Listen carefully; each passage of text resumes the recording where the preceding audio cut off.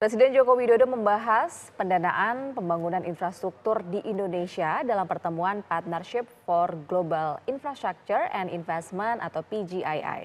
Ya, pertemuan itu merupakan side event dari KTT G7 Hiroshima yang dihadiri oleh Presiden Joko Widodo.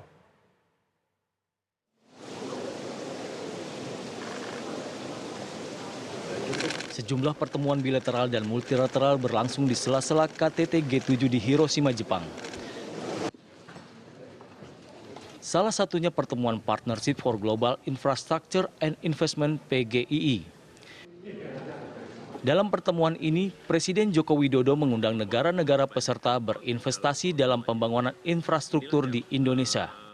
Akan memunculkan dan pendanaannya untuk infrastruktur kami lakukan dari APBN, kemudian oleh juga BUMN, dan apabila IRR-nya baik akan kita berikan kepada swasta atau investor. Oleh sebab itu, dukungan PGII bagi pembangunan infrastruktur di Indonesia sangat penting, lewat investasi yang konkret dan pembiayaan inovatif lainnya. Mari berkolaborasi demi pemerataan dan kesejahteraan rakyat. Terima kasih. Di Hiroshima, Jepang, Presiden juga dijadwalkan meletakkan bunga di Hiroshima Peace Memorial Park yang merupakan monumen peringatan bom Hiroshima 1945.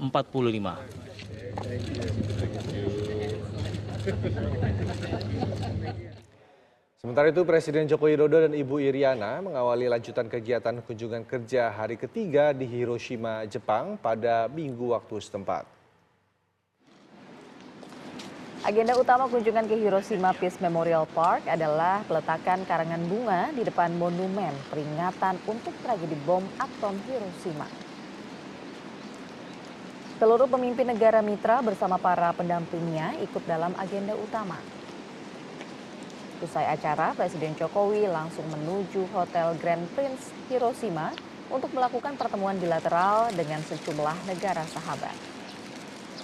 Presiden Joko Widodo juga menghadiri sesi kerja mitra G7. Setelahnya, orang nomor 1 di Indonesia itu kembali ke Hotel Riga Royal Hiroshima menghadiri pertemuan dengan kalangan bisnis dan investor dari Jepang.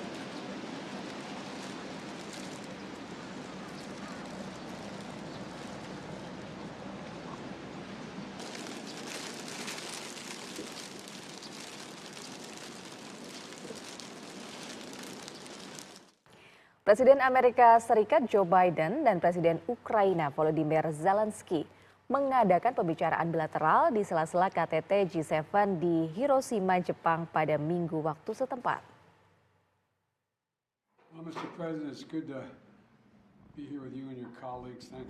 Biden mengumumkan paket bantuan militer baru untuk Ukraina selama pertemuannya dengan Zelensky.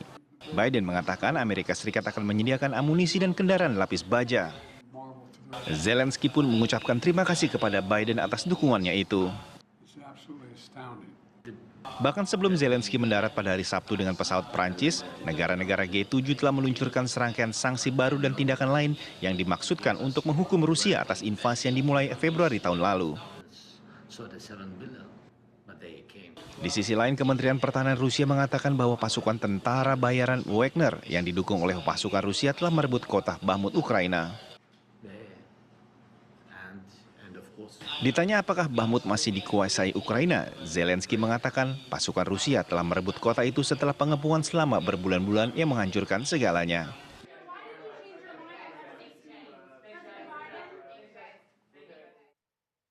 Sementara itu, pemirsa, demonstran dan kepolisian bentrok di hari penyelenggaraan KTT G7 di kota Hiroshima, Jepang pada Minggu waktu setempat.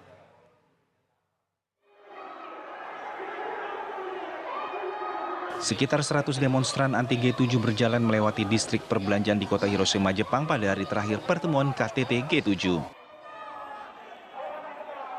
Para demonstran tersebut meneriakkan kritik mereka terhadap pertemuan G7 serta mengibarkan bendera.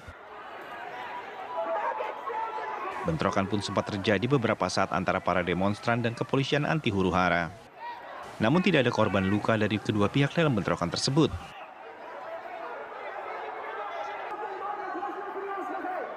Pihak kepolisian kemudian mengizinkan pawai untuk melanjutkan kembali dengan kawalan ketat.